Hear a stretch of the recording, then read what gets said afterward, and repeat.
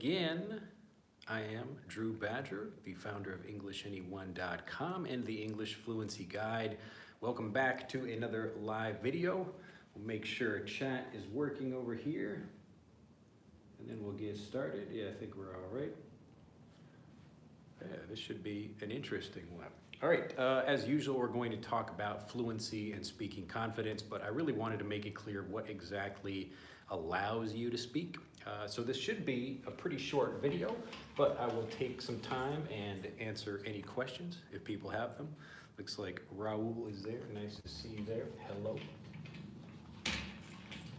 So if you want to let me know where you're from or if you have any specific questions, because this video could go in different directions, that just means that maybe we talk about a variety of things, since a lot of people might have different issues that prevent them from speaking. But the core idea of this video is that there's really just one thing that makes communication possible. But to help you understand that, I thought I would share a quick story.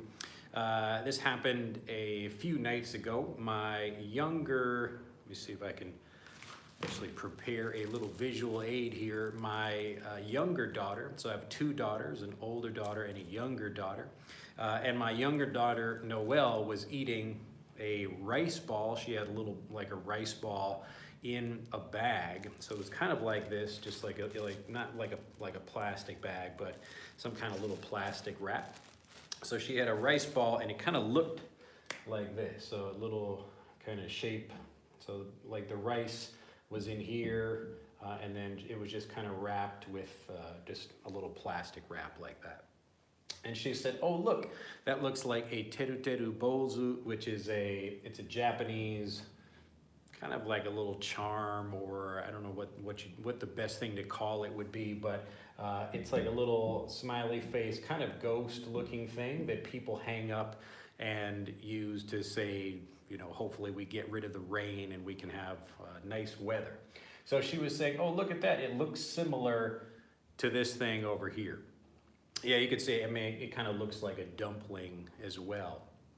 But anyway, so this was the rice ball. She was eating that and just looking at it, and she said, "Oh, look at that. It looks like a teru teru bozu," which is this thing over here. So usually it's like, it could be some kind of cloth or tissue or something like that, usually with a little face on it. But that's the, like, let's have good weather kind of thing. And so this was another example, although it's not really using kind of language specifically. She's using the language to say one thing looks like something else. But the thing that really is developing her mind, yes, it's like a kind of ghost. But the thing that's really developing her mind is the connection between the two, And if you think about I saw this happen, so I wasn't like at the dinner table, but I just saw it from the kitchen. And I thought, oh, look at that. That's a perfect example of using your mind. And as you're developing more connections, that's actually what allows you to communicate. So not only the connections you make between particular things, like look at this thing and how it's similar to this other thing over here, but also the connections you have with individual words or grammar points or phrases or whatever. So the stronger the connections you have and the more connections you have, the more easier it becomes to communicate. All right, I'll just take a quick look at chat, but I'll give you some more examples of this. So another thing, looks like, okay, so chat is working. Nice to see you there. Oh, Endelson says, "Hey there, Drew, nice to see you there in this live. You're my hero." I don't need to be anybody's hero, but welcome, welcome to the video. So another example, this is one more kind of specifically with language, but this was last night. I was telling my older daughter, Aria, it was time to go to sleep. So it was, I don't know, maybe 8:30, I forget what time it was exactly.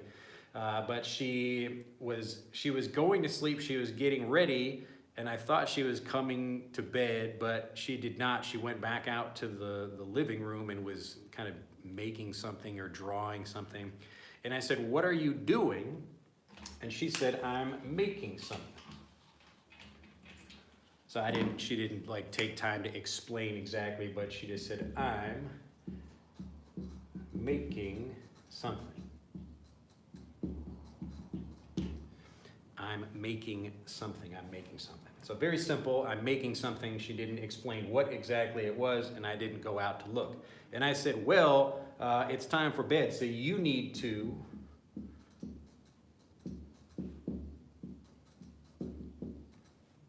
make your way to bed. Now, I often do this with my children. You see, I'm making this reference here, making a connection between two different examples or two different kind of related uses of the word make, and helping them understand that without kind of giving them like a lesson about, hey guys, today we're going to talk about different uses of the word make or different examples of a word like this.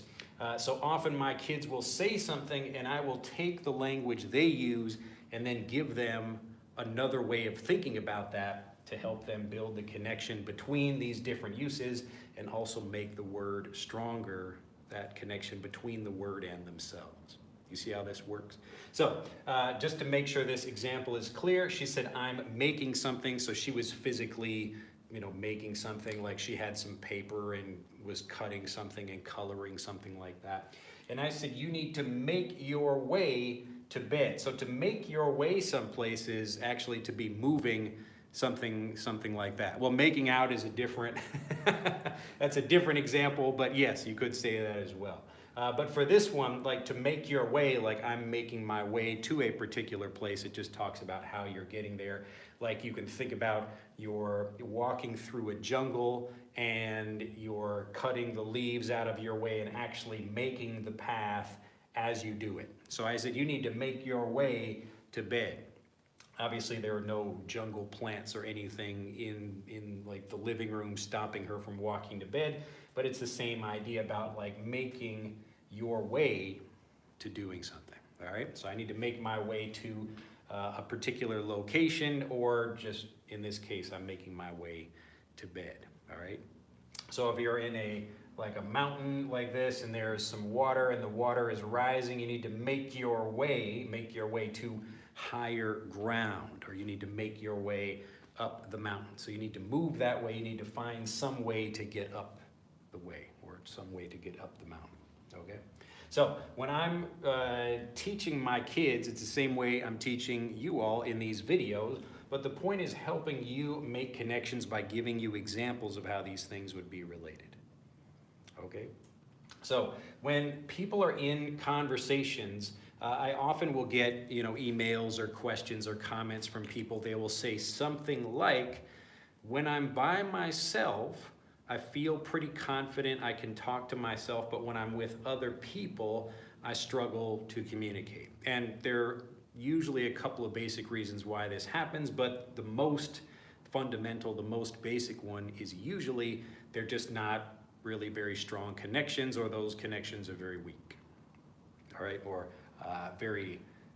very few, I suppose. That would be the better way to say it. So you could have maybe just one connection, like if you use a translation, or the connection itself is just very weak, so you don't really understand something very well. You still have some kind of doubt that stops you from speaking.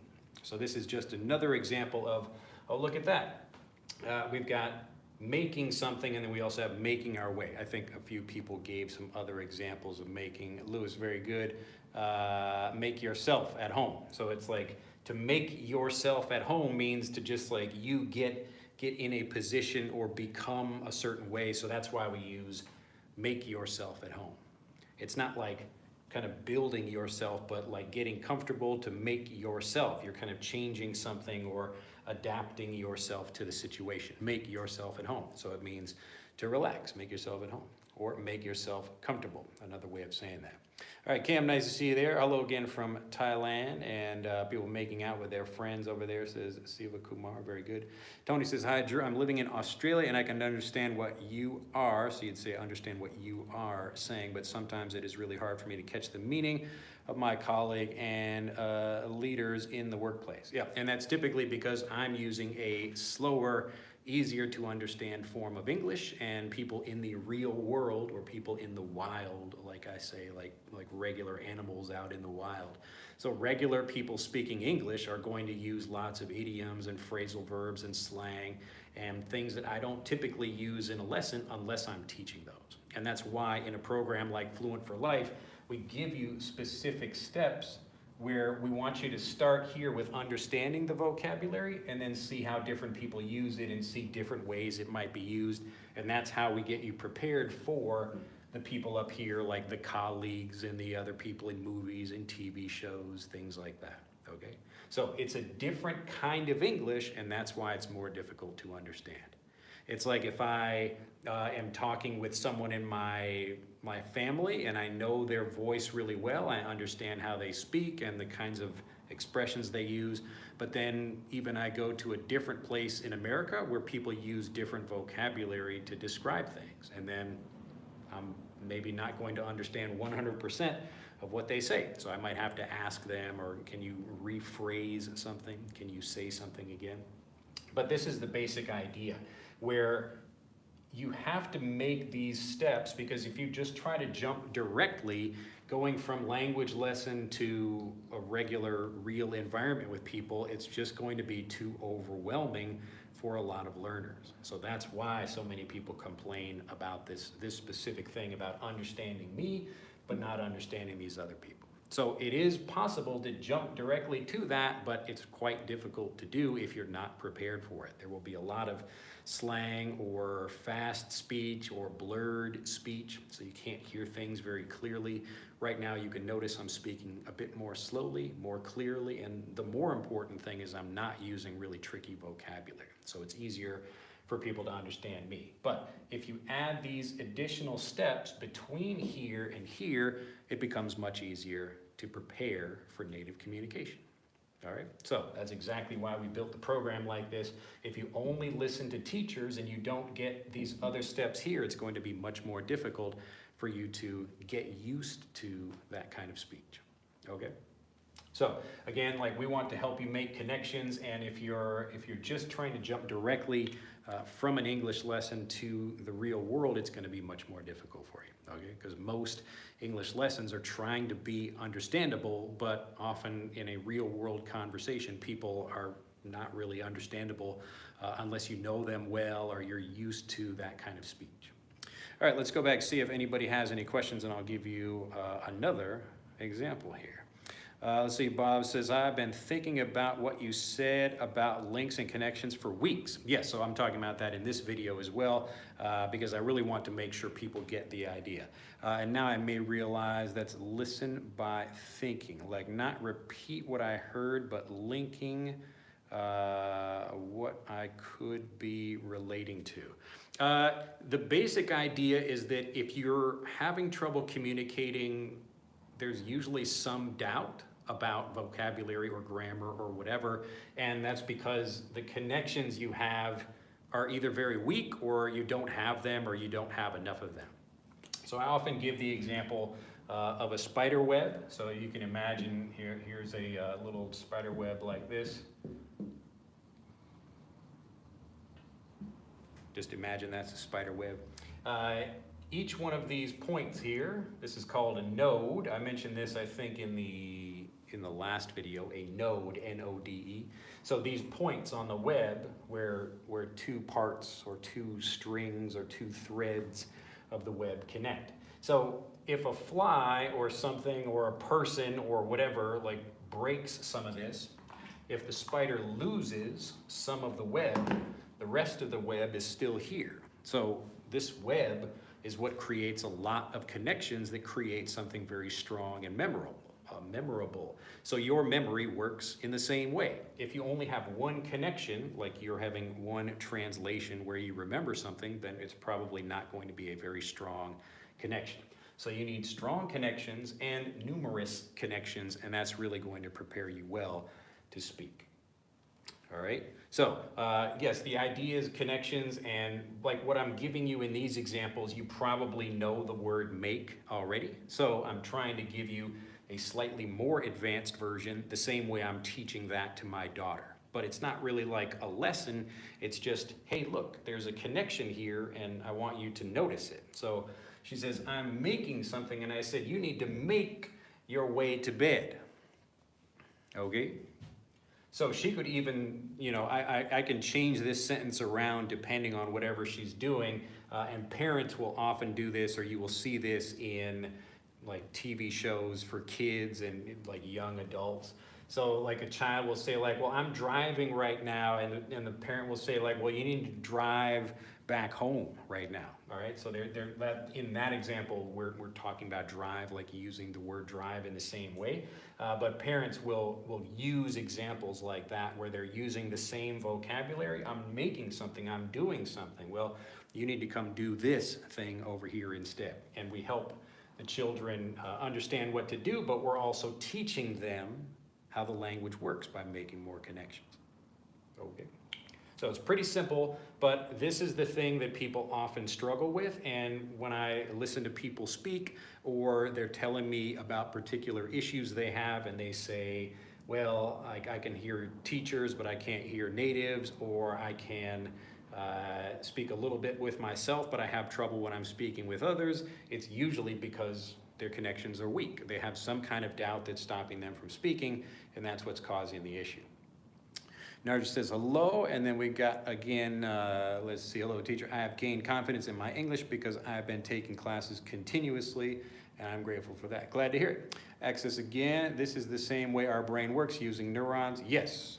So again, we want you to make really strong connections, and often what's happening in a regular English class is you're either not making a connection at all, or the connection is very weak, like you're just using a translation rather than using, like actually getting a story or something that really makes that connection much stronger and more emotionally interesting for you, because that's the thing that really gets us excited and helps us remember.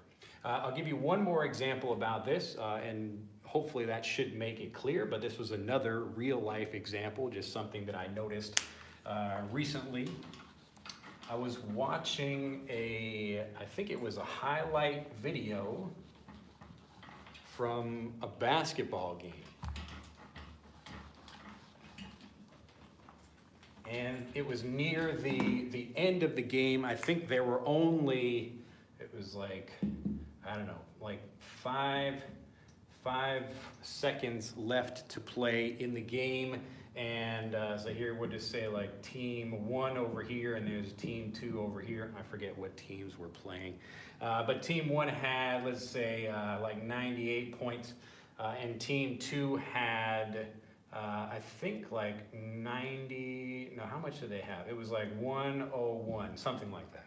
So this team was up by 3, and like this team has a chance, like they could get a 3-point shot and tie the game. But team 2 had the ball, and one of the players shot like a 3-point shot, and then the score went up to 104, and there was only 5 seconds left in the game. So it's basically impossible for the other team for this team to score, so this team is probably going to win. I won't get into the details about basketball and what you can do at the end of a game. Often those games are like, if it's a close game like that, you try to foul the person and try to get some way to score, but with 5 seconds left, it's going to be difficult for team 1 to beat team 2. Anyway, so that's the situation. I'm just describing the situation first. So what happens, like the announcer is seeing the score is 98 to 101, and there are almost, like around 5 seconds left in the game. And then one player from team 2, he shoots a 3-point shot, and then the score becomes, we'll just put it up here, so 104 to 98. And then the announcer says, before I write this here, if there are any people who watch sports, or even if you don't watch sports, what might be a good way to describe this? This is kind of a conversational expression.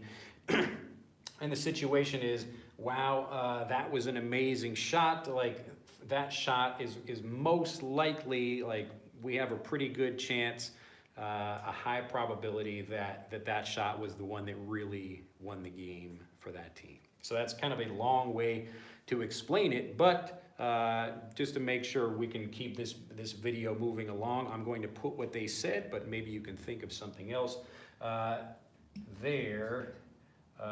goes the dagger. So there goes the dagger. So the dagger, a dagger is, if I'll draw kind of like a large sword over here. Here's a sword. A dagger is usually a smaller, it's kind of like a small sword like that, a dagger. A dagger, D-A-G-G-E-R. So the dagger refers to, oh, look at that, the shot went in. Oh, like they got a dagger like that, like someone took a dagger and stabbed them in the heart with it, just like an actual dagger. So the announcer was using this expression. They're taking this idea like there goes the dagger, like this shot is the dagger that stabs that team in the heart, and we're pretty sure that they're going to win. So it's pretty confident that that last shot, now like the score is much different and it's going to be almost impossible for the team to win. So that was the dagger. That was the dagger. Now you might also have a dagger in the same way, like I could give you a dagger stare like that. D-A-G-G-E-R-S-T-A-R-E, to stare at someone like this. If I'm like really angry, maybe I say some joke and people don't like it or something like that, like the dagger stare. Like someone's eyes were like daggers in that way, like they're looking at you, like yes, to stare at, something like that. So a dagger stare, it's almost like someone, they're thinking about killing you or something like that. They're really angry, they're giving you that like really, oh, like I'm really angry at you right now. So that's a dagger stare, in the same way that there goes the dagger in this basketball example. So when you're learning vocabulary, you might learn something like, okay, this is a dagger and this is a sword. That's the basic understanding, just the basic nouns. But actually understanding, okay, what might you use a dagger for? So a sword is a bigger fighting weapon. Maybe two people are having a fight with each other with swords. But a dagger is usually a smaller weapon. Maybe you do something secretly or you try to assassinate someone. So to assassinate means to just, you're trying to kill that person maybe secretly. So you have a small dagger and you stab that person. So that's the idea of a dagger. So we don't talk about like the team taking a sword and cutting the other team like that. It's more like that is the dagger. That's the last little thing. Oh, like that. Like the team was already losing, but now we got a dagger in the heart that really finally killed that other team. Okay, so there goes the dagger. And this is how we're, again, just making connections by spending a little bit more time looking at vocabulary and how it's used in real life. But this is an example of if you're watching a game, so I gave that little staircase example before. So the bottom level of the staircase over here is just knowing what a dagger is. Okay, a dagger is maybe it's between a knife and a sword, a dagger. All right, so you just know what a dagger is, but you're watching a basketball game, or maybe you just hear that expression, there goes the dagger, or that was the dagger. You might be thinking, well, what is that talking about? And if you can make the connection between like this shot over here, like getting stabbed in the heart with a dagger, then you understand what people are talking about. But it's a very common usage for that. And you could have a dagger like that for any situation where like we know somebody's going to win. So you could have a dagger in an argument as well. Like two lawyers are talking in a courtroom and there's a good argument, but then the other team or the other lawyer gives a good example about something, and that example was the final one where the jury said, oh wow, okay, like now like that guy won the case, that was the dagger in the argument.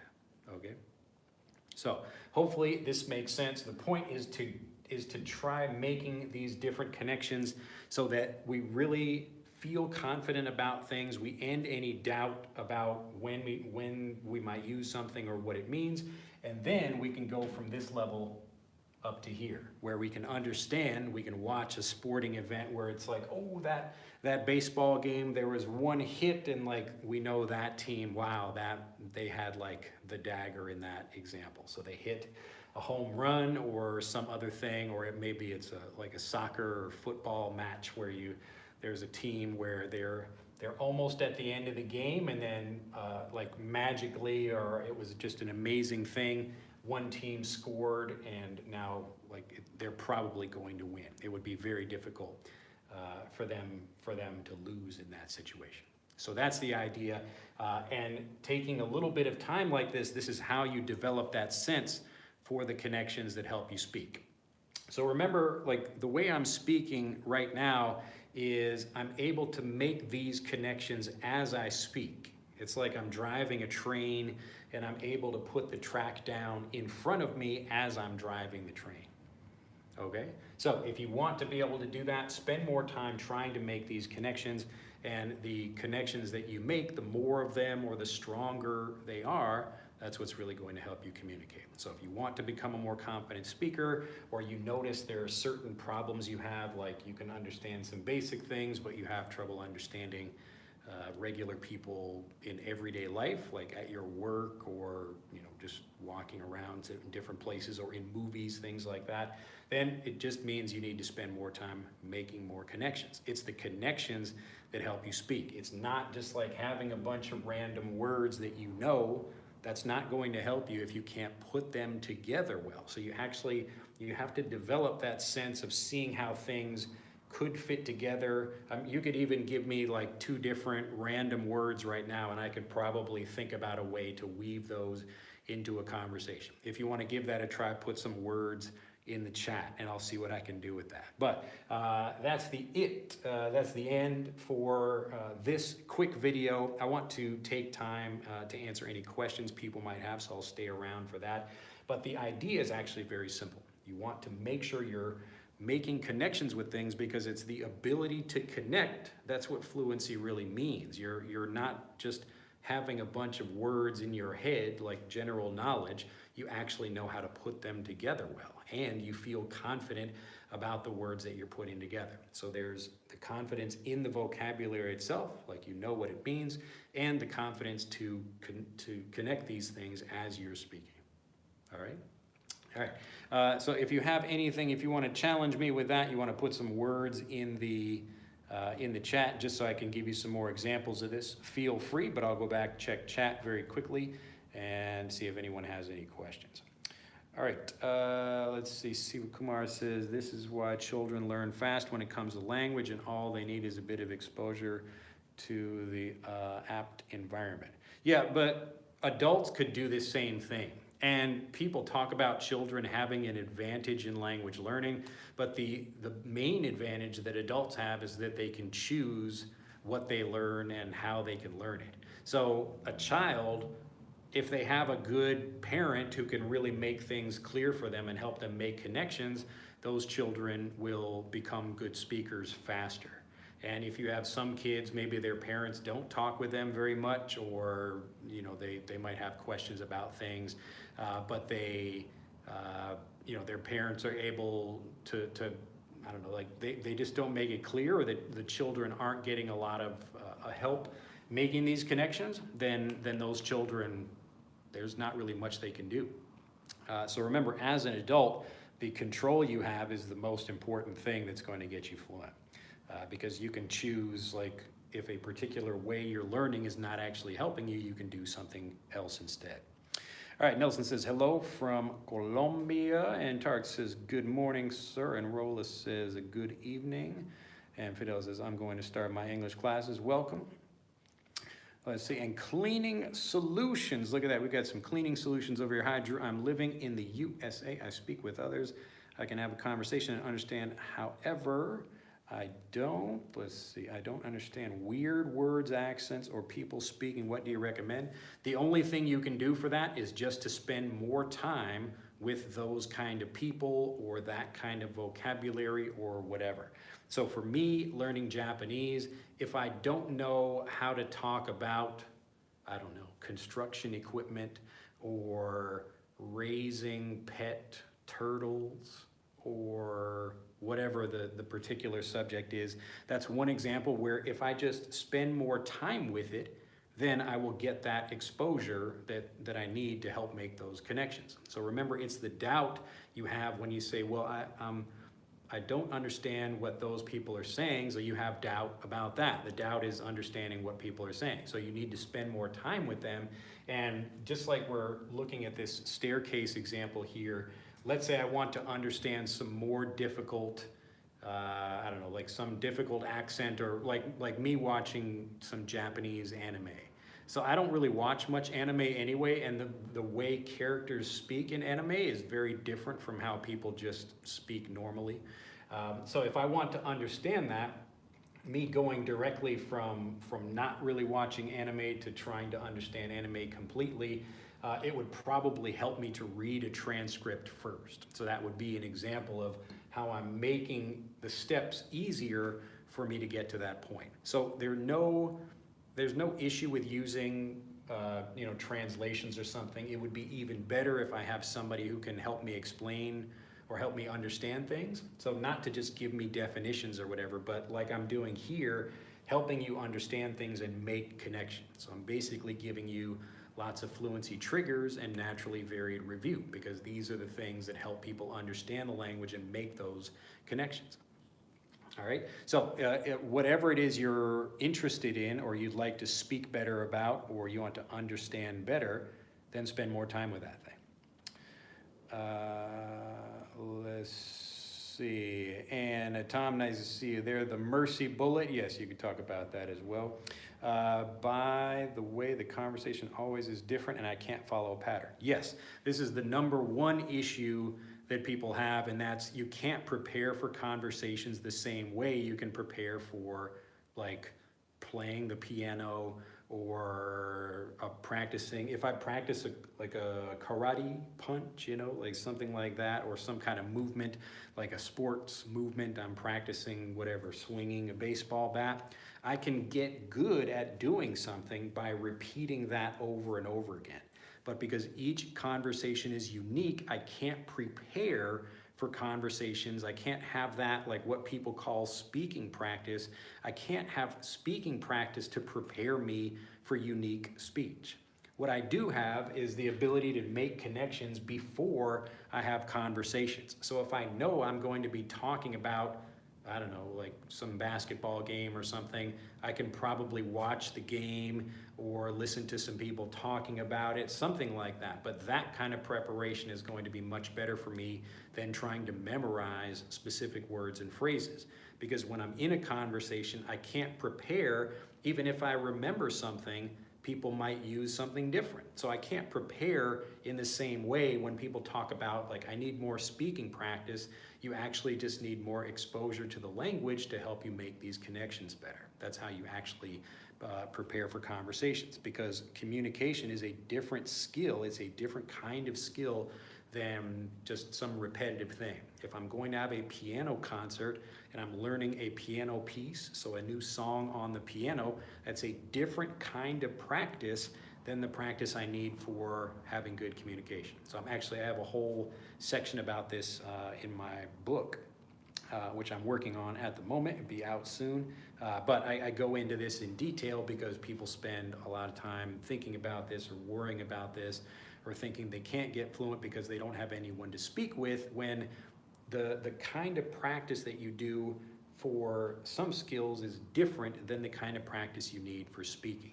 So it sounds like a weird, like it's a difficult thing to explain because it seems obvious. If I want to get better at the piano, I should play the piano more. If I want to become good at playing baseball, I should play baseball more. Like that's the typical thinking. So if I want to speak well, I should speak more. But it doesn't actually work that way, because lots of people try to speak and they still can't have good conversations. So what's missing? It's the practice being different. That's the actual key. So the kind of typical repetitive learning practice works well when you know what the output is going to be. So if I'm practicing a piano song for a piano concert, I know the output of that already. I know exactly what's going to happen. It's not like I'm playing the piano song and someone will change the song in the middle of the show. I just have to practice it to repeat that again and again, and that's what prepares me to play the piano song well. But in a conversation, I don't know what other people are going to say. So how can I practice for that? How can I memorize some certain lines and hope that helps me? It might help me a little bit, but if people say something different or I can't understand their speech or whatever, there are lots of different things that, each conversation is unique, so I can't prepare for that. But what I can do is spend lots of time actually making more connections and giving myself that sense for how to communicate. So like when my daughter says like, oh, that little bag with the rice in it looks like a teru bozu, that's her making that connection. See, she understands some kind of cultural thing. She's looking at this other thing here and she makes that connection in her mind. Okay? So remember, when people talk about speaking practice, it's actually not what you say that gets you fluent. It's what you understand and remove doubt about. Okay? So it seems, I'm going to draw kind of a picture here. Let me know if this makes sense. Because it really is it is a tricky thing, because for most skills, you just do them again and again and get better at doing them. Okay? Even if I'm doing, I don't know, a surgery or something. I'm not a doctor, but I can imagine people practicing for that. Like they go home and they get a chicken and, maybe cut that, something like that. Some kind of simple things. But you would just practice it again and again until you do it well. So I don't actually know the best name for this. I'm usually pretty good at thinking about names for stuff. But if you can imagine this, like we'll just put piano. I can't write and think at the same time. P-I-A-N-O, okay, piano. Or we've got, and I'm going to say this, I feel kind of embarrassed to say it like karate. I'm going to say the English way instead of like karate. But when I'm speaking English, that's how I say it. So karate. So practicing like a karate punch. Or like soccer, a soccer kick. Anything that's like this, we call this practice. You do more of the thing and you get better at doing it, okay? That's usually how it works, and especially if you do it well. A problem with this kind of practice is if I'm learning to punch and I practice a punch 100 times, but I'm actually doing it wrong, then that's going to hurt me because I'm training myself to do something incorrectly. But let's assume you're doing it correctly. So I know how to play the piano song or the punch or the kick or whatever. I know how to do those things. When we think about practice, that's what that means, all right? But the practice for speaking, it's like an indirect thing because the goal is speaking. So we'll put the goal. So the goal is speaking up here, but we don't go directly to it by speaking more. What we actually need to do is go like indirectly to speaking, and the thing over here that we do indirectly is making sure that we remove any doubt about a conversation or the kinds of things we might speak about. So when people think I can't become fluent because I don't spend a lot of time speaking with other people, you don't need to speak with other people to become fluent, because fluency really comes as you remove doubt. If I feel confident that I understand something, I don't need to repeat it again and again and again in order to understand something. Okay? So this is it's more of an indirect way where you spend time like this, like I'm showing you in this video. If you understand even just one new thing from this video, like, oh, okay, so a dagger is between a knife and a sword, something smaller like that, and then I could use that like, oh wow, that was the dagger in a conversation or the dagger at the end of the basketball game.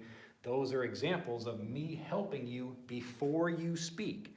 And this is how you get fluent, then speak.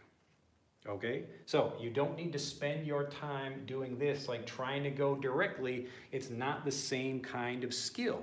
And the reason it's not the same kind of skill is because, what's the difference? What's the main difference between these two things? okay? So we've got this kind of learning or this kind of skill and this kind of skill over here. Why is it different? I really want to make sure people understand this. Why is it different? What is the fundamental difference between these two? It's really just one thing. What's the difference? Anybody know? What's one word? Just give me one word. Longtime fans should know this, but if you're just paying attention right now, you should see the difference. What is the difference between these two? I'm going to take a drink and let you give me some answers over there. Diversity, that's one way to put it, diversity. Confidence, yeah, confidence is part of that. This is a good teacher, by the way. I've learned a lot from him, says Diego. Well, it's my pleasure to help you. Bounds? What do you mean by bounds? You talking about like limits like that? It's a little bit different. Stamina? No. So when you're thinking about like any word that might fit repeat or continue, no, that's not what I'm looking for. The thing that's different from these things is predictability, okay? I talked about this in my previous video.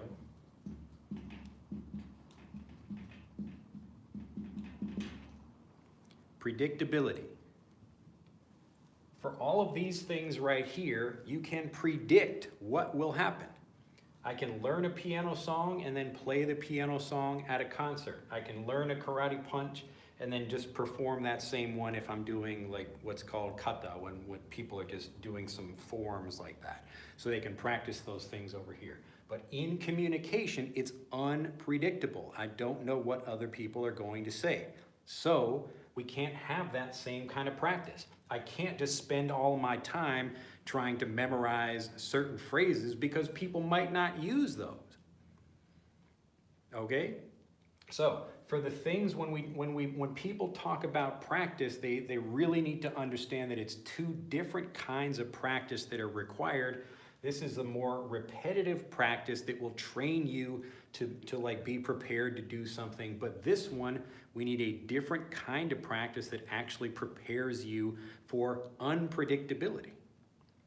Okay, so it takes a much different kind of mind than this one. So like if I'm just practicing the punch, I'm not thinking about anything. I'm just going to do it again and again and again. And after a while, when people talk about muscle memory or just developing something to make it automatic in that way, that's what we're talking about. We're talking about repetitive practice to make sure people can understand something and do it automatically. But communication requires you to think because it's unpredictable. You don't know what the other person will say. So we can't just try to like memorize a bunch of things and talk a lot. What actually allows us to speak is feeling confident that we will speak correctly, and then we speak, okay? So we get fluent, and then we speak, okay? So like you can get more detailed about this. Like I'm only talking about kind of the specific actions where I'm the only one doing something, okay?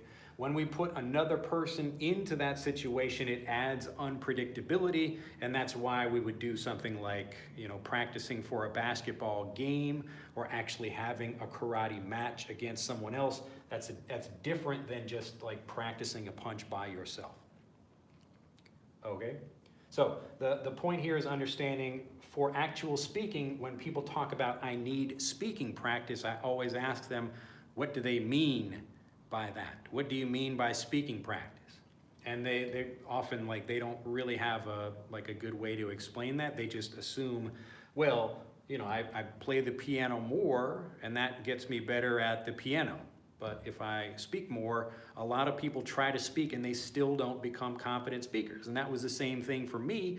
I tried to speak more and I wasn't becoming a more confident speaker. I said, what's wrong with this? What's the problem here? What am I missing? And the problem was I actually wasn't confident about the things I was saying before I said them. So if I get into a conversation and I don't feel confident, then of course I'm not going to speak very well. Okay? It's like people are mentioning the audio volume. If I turn my head, maybe it gets a little bit softer for the moment, but I'm trying to speak directly into the microphone over here. All right, so this is the main idea. So people thinking, oh, I can't get fluent because I don't have anyone to practice with. You don't practice language the way you practice something like this. Like the core, most of the actual learning that you do is it's just you getting lots of examples that help you make connections, just like watching this video right now.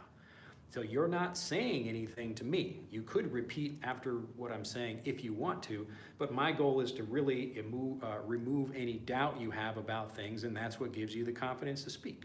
So you can't have doubt and confidence at the same time. You have one or the other. And when you remove the doubt, you naturally have confidence. It's just like, it's kind of replacing one with the other. So if I can help you understand things indirectly, give you that confidence before you speak, then you will speak.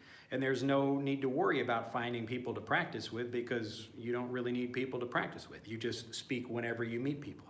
So for me, personally, learning Japanese here in Japan, I don't go to lessons or anything. I just speak to people as I'm walking around. I just say hello, or I talk to people at a local coffee shop or in a convenience store or whatever. Just have little conversations with people. I'm not looking for a specific thing like a specific practice time or something, because I spend most of my time just understanding when people are giving me information. So if I can understand the language better, if I can remove any doubt I have, and I really remember what I learned, then I will just use it automatically when I meet people. So yes, there is a little bit like the role of speaking. Actually, when you're in a conversation, you do get practice from that, but it's usually the practice of understanding new things from the other person. So if two people are talking, if I'm talking with a native Japanese speaker, they are probably going to use things that maybe I wouldn't normally use, or they will give me new ways to understand things. And so I'm still practicing. It's mostly what I'm hearing and learning from the other person that's removing doubt. So even in conversations, I'm removing doubt that way. Okay. So yes, there is like a little bit of repetition that's useful there, but most of that, I don't need to learn a word by repeating it 100 times if I have a really strong connection with that word. If I learn something once and I think, wow, I just really understood that, I have no doubt about that, I don't need to repeat that word again and again. I can learn something else. All right, hopefully people are getting this though. Let me go back and check comments over here. Did I skip anybody earlier? I think I did. Let's see, make sure I go back. Let's see. Hiker fan says, we say jicama. I don't know, I'm not gonna pronounce that probably correctly. So in Spanish, when we assume the game is assured by the team to be won. Yeah.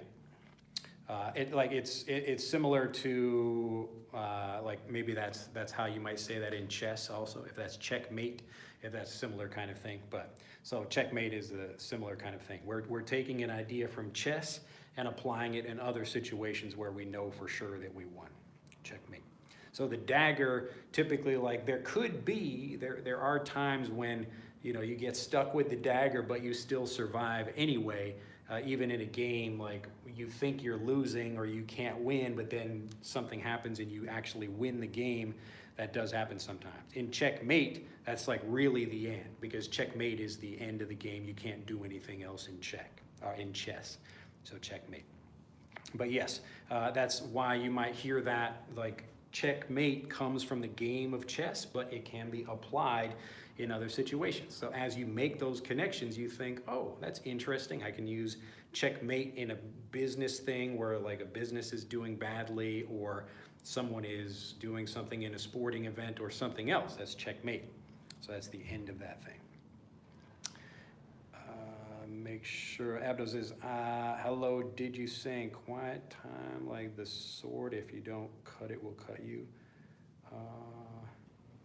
I think, well, that might be some saying. It's unrelated to what I'm talking about, but there could be some kind of connection if you're just thinking about swords. Let's see, Alex says, man, I missed you. Well, I was here like a week ago. I don't know where people are like, oh my God, Drew, where have you been? I was here last week. Maybe people think I look different because I had a beard in that video. Hello from Brazil, but I live in Florida, says Rose, hiker fan up there. Let's see. And Rino from Nippon, look at that, konnichiwa, and then yokoso. Yes, welcome Japan over there. All right, Tom says, totally agree with you. Nice one. Diego says, I was improving my English to use my talents in music, but now that I have chronic illness, I already quit it and I won't need it anymore. Oh no. Well, you can still continue to learn. Maybe you will speak again at some point. All right, make sure I got everybody here. I think, all right, people talking about the volume. All right, Curtis 5, well, how can we get to that confidence and to not think negative? You mean negatively? The way you do that is just by getting more connections. You can actually feel it in your mind when you understand something without a doubt. You actually get a feeling, it's like something clicks in your head. Oh, that's what that means. I understand what something means. And I try to give examples of these in like every video, but you could go back and watch any video anytime you're learning from me something new, and you could be learning it anywhere in the real world. I've given this example, like I have these moments all the time as I just listen to more Japanese or hear more people. As you do this more, you start making more of these connections automatically, so you get fluent faster. It's really the connections, because if you can imagine like a puzzle. When you're first starting to learn a language, you learn one or two pieces, and it's really hard to make connections with those because you just don't have a mind for that. Like, how does this thing connect with that one? But as you add more pieces of the puzzle, you can start seeing the whole picture. So I can think like, oh, like, I don't know what this piece is, but I could guess it probably means this, and maybe you learn, oh, that does mean what I thought. And so you can start making connections and you learn more pieces of the puzzle, and as you get more pieces, now you see the whole picture, whatever the puzzle picture is. And so it becomes easier to make connections. I think I told this story recently, but so this is a Japanese example.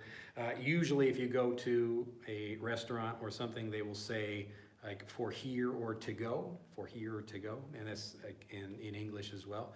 So for here or to go. So you could say tennai, which is like for here, or mochikaeri, which is to take out, to take something away. But I went to a cafe, and for that situation, someone, the staff said like tabeteiku, nondeiku, like are you gonna eat and then go? So that was a new way for me of expressing that situation. So I got another puzzle piece, but I was able to understand it in the moment because I had a lot of context. I understood that situation, and I knew like, oh, look at that. I can make that connection myself, and I remember it very easily. So I have more puzzle pieces, and as I get more puzzle pieces, like as I learn more new things and get more examples, but me collecting these pieces is usually not from speaking.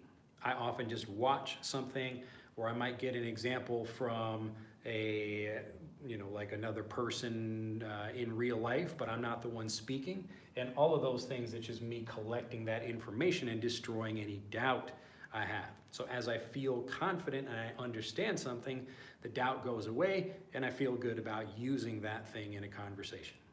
Okay?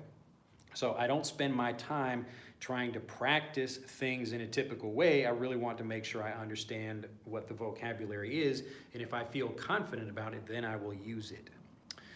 All right, let's see. All right, did I skip anybody? Let's see, well, how can we get that? Okay, I think I got that one. When it comes to talking to native, everyone feels kind of stressed and losing confidence. Yeah, it's because you don't spend enough time preparing for that, like we're doing here. So I don't talk with natives a lot. I mean, I'll spend maybe 5 minutes a day talking, maybe, and it could be at home or just out somewhere. But most of my time is not talking.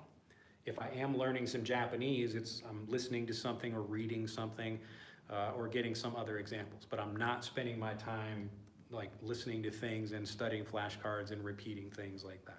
That's not how I learn. So remember, I need to prepare for the unpredictable. So it's much better for me to spend time preparing by listening to lots of different examples of things and understand how to connect them. at speaking, use some skills like confidence. Yes, but confidence is a specific thing that comes from a lack of doubt. It's difficult if someone just told me to start speaking a new language like Turkish or I don't know, whatever, like Swahili or something. And I would say, I don't know any vocabulary, I don't know anything about the language. And they would say, well, do you lack confidence? And I would say, no, I just have doubt. I don't know anything about the language. But if I learned some, if I saw some examples, then I would probably be able to speak those at least a little bit. I would learn what it is, kind of like how I'm explaining things now. Let's see, and Saki says, could you explain the difference between I will and I am going to? Yeah, we're not going to cover that in this video, but I have covered that in other ones, so search my channel. All right, I think people are getting it though. Nobody told anything like this. It is so enlightening. Glad to hear it. Just try to, and you don't have to believe what I'm saying, but just test this for yourself in your own life. If you think speaking more is going to get you fluent, then speak more and see if that works for you. For most people, it doesn't. But for the people it does work for, it's usually they have enough confidence and they can learn things in communication, but it's usually just learning things in communication that's improving their skill. You don't learn more by you repeating things because it's not teaching you anything new. You're just saying things that you already know. So how would you learn anything new from that? What you learn is when you're talking with someone or you're watching other people speak, you're seeing examples of how to use the language, and that's making connections easier to see, and you feel much more confident in that way. So you don't need to spend a lot of time speaking in order to do that. You just need to get lots of good examples. And those could come in conversations, but they don't have to. Eamon says, do you believe in learning English while you are sleeping by listening to something? You could try that. I don't know if it helps you understand. I don't know. I don't I don't do that, but I think people look for things like sleep learning because the way they learn is just boring and it's difficult for them. But if you actually enjoy what you're learning, you don't want to sleep through it. You want to enjoy the thing and spend time. So I don't know if anybody watches my videos while they're sleeping. Maybe they do. I think maybe my voice might be boring, maybe not boring, but it's more of like a relaxing sound that maybe some people like to listen to and they want to fall asleep to that. I don't know, but for me, if I'm interested in something, I'm not going to fall asleep. I'm enjoying that thing and I'm learning and making connections that way. Tom says, everyone click the like button and download Frederick right after this class in your app store. Yes. So if you'd like to learn more about not only getting to the level where you can make these connections, it is easy to learn. You can see I make the learning very easy. The difficult thing is figuring out things yourself. So if you're trying to learn by yourself and it's more difficult for you because either you don't have time to organize all the information and basically teach yourself, that's like how I got fluent and still get fluent in Japanese. So I don't have a teacher because I just kind of look for things I'm interested in and just learn more about them. And I don't have a really structured way of learning. So I could be getting fluent faster if I had someone who can really teach me the way I teach English. But I don't have that, so I more have to create that myself. So that's what you have to do if you're trying to get fluent by yourself. You need to basically figure things out for yourself, or I can help you. And that's what we do in Frederick and Fluent for Life. So you can click on the links in the description if you'd like to learn more. Richard says, perhaps I can enhance my English if I have a partner who can speak English well. My issue is that they don't speak English well. Despite knowing how can I solve this? All right, so I just explained, you don't need to speak to become more confident at speaking. I know it sounds weird. Like if I told you you could play a piano song well by not practicing it, people would think I'm crazy. I say, oh, like you want me to learn a piano song and I have a concert in 2 weeks and I have to learn this song, but I'm not going to practice it? I'm probably not going to perform well at the concert. But in the case of speaking, it's a different kind of skill, so it requires a different kind of practice, okay?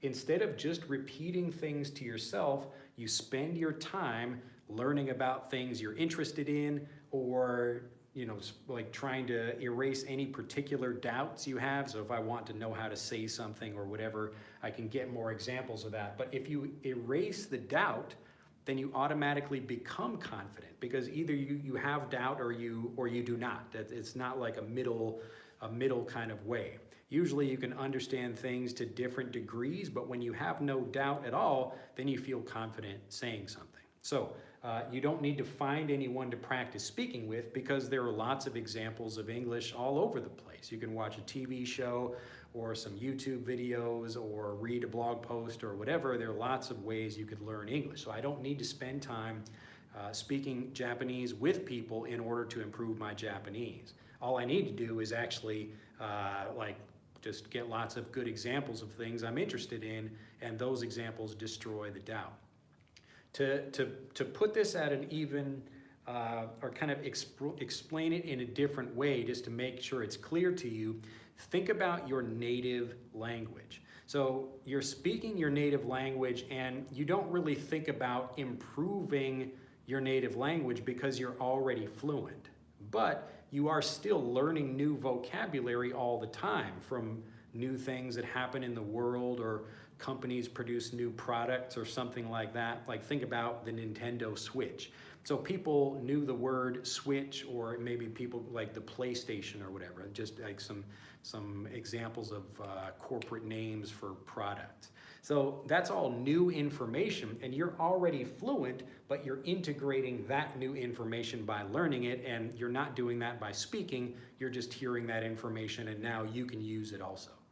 So think about it that way. It works the same way if you're learning English, just like you're learning your native language. You hear new information, and when you understand it, you're able to use that. I don't need any kind of practice. I don't need to like when the Nintendo Switch is released, or some other new product, even if it's like, I don't know, I'm trying to think of a completely new name for something, like the Furby. Do you remember this? A Furby.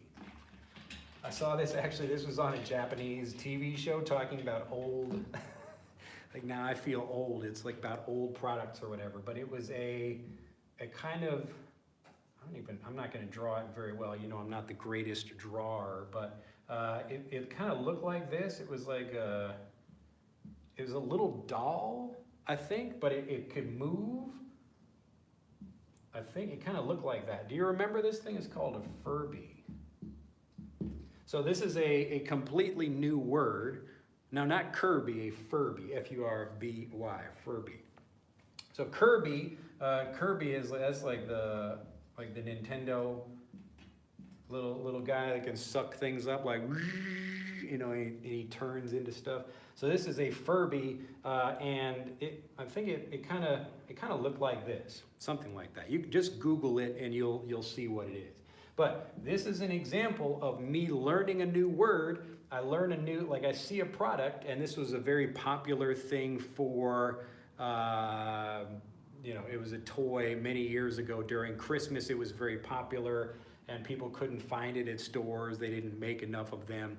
But it's an example of a completely new word. I had not heard of this before, so that you don't need to remember this word. Like, people don't talk about Furbies anymore, but it's just an example of a new word that I learned, not by me practicing it, but I understood it. I said, oh, like, so Furby, that's the name of this little creature, and you learn a little bit about it. I guess it talks and does things. I never had a Furby, but anyway, so I just saw this on Japanese TV, and they were asking, it was a quiz about what's the name of this thing.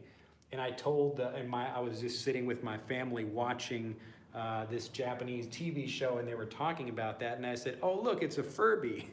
And then, of course, like the Japanese, like katakana comes, it's like Fabi for the Japanese. Anyway, this example just shows I'm learning something, and I'm not spending an hour saying the word Furby in the mirror. I'm not talking to myself in the car saying Furby, Furby, Furby, Furby, trying to repeat this word again and again. I hear the word, I understand it, I have no doubt about it. Yeah, it's like Fabi. Like, so that was on the, I don't know if you watched that show. Here, let me, so it was like Fabi, something like that. So this is like Japanese. I go back. I draw my katakana badly. But anyway, so like the Japanese, I guess it was in Japan too, because they're asking Japanese people about it. So maybe this was also popular for some time in Japan. But Google it or just look at a picture of one. It kind of looks like this. But the point is the same. I'm an English speaker. I learn a new word in English and I just integrate that into my vocabulary. Oh, I know what a Furby is now. If I'm in a conversation and some other people are talking about, hey, a Furby, I say, what is a Furby? And then they have to explain to me what that is, or they show me a picture of it, and then I understand. Okay, it's the exact same thing. But I'm not taking this and just repeating the word Furby, Furby, Furby like I'm practicing a piano song. I'm understanding the thing, and then I'm able to integrate it and use it when I want to because I have no doubt about the vocabulary. Okay? So the goal is not to take vocabulary. Like if I could spend an hour, maybe I could try to repeat a word 100 times, or I could get fluent, meaning I'm erasing doubt about, you know, a bunch of different words, just like in this video. So how long is this video going? About an hour so far. So we've already covered quite a few different things, some different expressions, and that's a much better use of your time because I'm erasing doubt you have about the language, rather than you just trying to take something and memorize it and repeat it again and again when it's two different skills. So you really have to spend more time preparing for a wider range of things because you can't prepare for the unexpected the same way. All right, so these are expected things. We know what's going to happen. We don't have another person that's going to change anything, but in real communication, it's a different kind of skill. Okay, so we need to practice and prepare for it in a different way. All right, yes, some repetition is useful for developing mouth movements and all that, but it's a much smaller part than most people think. All right, and most of this can be done by yourself as long as you get examples from other people. All right, so now you all know the word Furby. Hopefully you enjoy your day because of that. But yes, you don't need a practice partner. You don't need to wait for anybody. You just need to get lots of good examples that erase the doubt you have about speaking. All right, what is clear for me now besides the language? We must focus on the psychology side. Yeah, I mean, so when I talk about the psychology side of language learning, it's more, if you don't feel confident before a conversation, you probably will not want to speak. You will avoid speaking. Some people just, we call it powering through. This is a phrasal verb. Make sure this fits up here.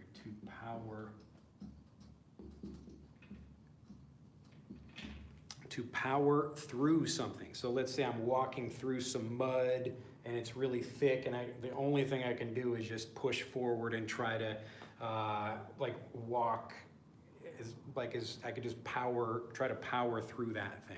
So I'm going to use all my strength and try to do it. If I'm getting into a conversation, I want someone to start speaking to me in Russian, I'm just going to pretend and try to speak some Russian to them, and I'm not actually saying anything, but I could power through that. I could kind of pretend. I actually don't know any, actually I know like Меня зовут Drew or whatever. I think if that's even correct, if any Russian speakers are watching.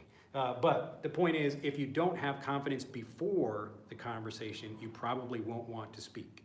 So practicing by repeating words is not going to help you as much because it's not really helping you build strong connections. You're just repeating things like you're practicing the piano. So I could practice the piano, and then when I get into a conversation about, I don't know, playing a different piano song, I would probably struggle. So if some other people came and said, hey, we're making some new music, can you try playing? Like, can you play with us? I would say, oh, I'm sorry, I can't, I don't know how to do that. I only know how to play this one song because that's what I've practiced. But I don't have the ability to create new music yet. It's just, it's a different kind of skill. Okay, so don't worry about not having anybody to practice with. That's not the point. You just need to spend more time getting examples, just like you're getting now. Let's see. Let's see. お、あなたのレッスンはとても楽しいですよ。Well, I'm glad. 眠くないね。Well, I'm glad to hear it. All right. Tom's again is a very different way of learning. Yes. Well, it's actually the way you normally learn your native language. I'm just trying to help you learn English the same way. All right, practice doesn't mean only repeating blindly. Practice the correct way, as you say, says Drew, is to do, learn, and improve. Yes, I'm talking about removing doubt, which you do in different ways. So you might have to say something again, like that mouth movement part where I hear some word and I don't know if I'm saying it correctly. It's probably better to hear it really clearly first, and then I can try to repeat after that. Repetition is something you do after you understand. But repetition is not really very useful for helping you understand things, because if someone says a word to me, like I hear an announcement on a radio, but I don't hear it very clearly, I could hear that same announcement 100 times and I'm not going to get better at hearing it because it's the same announcement. But if someone else just tells it to me clearly, then magically I can hear the announcement very clearly. Okay, so it's not just repeating something. Often you have to get different angles that help you understand things, and that's what prepares you to speak, because you erase the doubt and become much better at making connections about things. Eamon says, what does unconventional mean? It just means different than usual, like the opposite of conventional. Like a conventional lesson might just give you a list of vocabulary to learn, but I have a more unconventional way of teaching, which is helping you learn things by making connections and erase doubt. Okay, let's see. So everyone's excited about Furbies. All right, can you share with us the cons of using translation? What if I can do it fast? All right, this is the last point I'll make here. This is in my book also as well. Curtis says, any tips for better accent? Get Frederick. Just download Frederick from the link in the description below this video. I'll mention one more point because that's a good question to end on. And nice to see you there, Ildar. What's going on, Drew? Well, it's going right now. Let's see.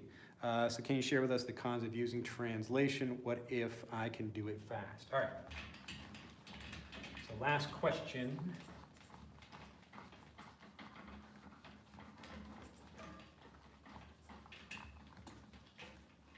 Try to use a simple diagram here, but the basic idea, let's just say we have two learning methods. We'll just have learning method 1 and learning method number 2. Now, at the beginning of this, like let's say I give you have to learn 10 words. So that the goal is to learn 10 words, and you have two different learning methods of doing that. The first one, let's just say it's translation, because that's the example here. So if I translate something, maybe I can learn those 5 words or 10 words in 10 minutes. So I spend 10 minutes trying to learn these words through translation, or even less than that. Let's say it takes me only like 3 minutes to do that. So I look in like a dictionary, here are 10 words in English and 10 words in my native language, and I'm gonna do that, and I can do that in 3 minutes. Let's say I'm really quick. And then this other way over here, like, let's say it's gonna take longer than that. It takes 10 minutes for me to tell you maybe a quick story or to explain something, but like you can understand it better and you feel more confident because you don't have any doubt about the vocabulary. So it takes longer, but you actually remember it. Now, here's the important thing that a lot of people miss, or they forget, or they ignore. You have to think about the whole process, not just learning something very quickly at the beginning. So the whole process is, can I learn something? Can I remember it? And can I also feel confident about using that in a conversation? So can I learn something? Can I remember it? And can I also feel confident about using it in a conversation? Now, what happens is if you start right, it's going to take a little bit longer up front. So you spend a little bit more time, not 3 minutes, you spend 10 minutes trying to learn something and understand it without a doubt, so you feel confident using it. So the remembering part over here,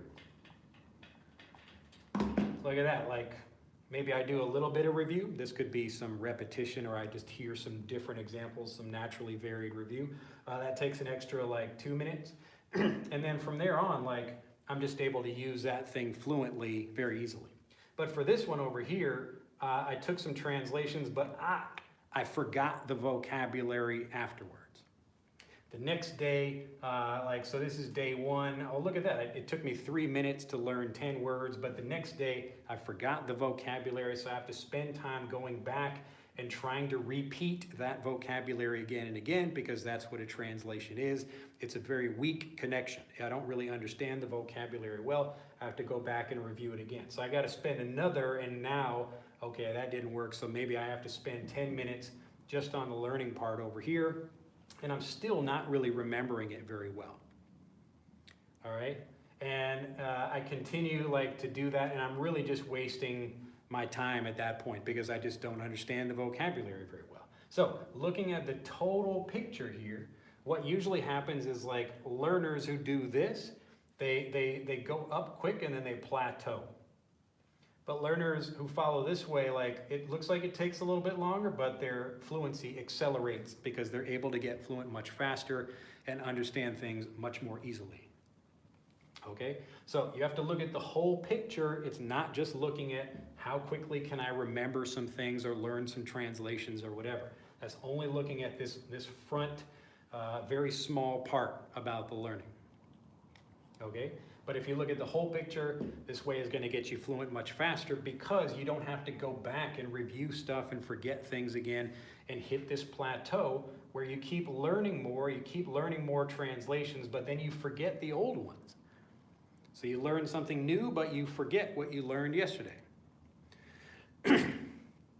All right? So this is why, when people ask me, hey, it seems like this is a faster way, translations are faster. It's well, yes, right here it seems faster, but are you going to remember the vocabulary? Do you feel fluent and confident in that vocabulary? Most people do not. That's why they go up quick at the beginning, and then they hit that plateau. All right, but these people over here, it seems like they're taking a bit more time, but then, woo, look at that. It goes up really quick because you're actually understanding and remembering, and you feel confident. So, of course, you're going to speak more confidently, you're going to speak better, and enjoy some fluent communication. So, I wouldn't spend much time trying to translate stuff. I don't like using translations myself. I don't recommend them. Sometimes you don't really have a choice, but in general, if you can get good examples of things that help you eliminate any doubt before you speak, then you will feel much more confident. Canaro says, hi, Drew. Is it true that there are no curses or obscene language in Japanese? The power of emotions is expressed by the volume and intonation of what is said? What? No? I'm not, so. That, it's an example right there of shit or fuck or whatever. You know, of course, Japanese is not, it's not like everyone's like a Buddhist monk or something like that. People still express, emotions and yell at each other and get angry and stuff like that. My wife will get angry at me. She'll be like, "Mo, so Gigi," she'll just "Mo baka," she'll just call me stupid if I, whatever. But no, so it's not true. Certainly not in my experience.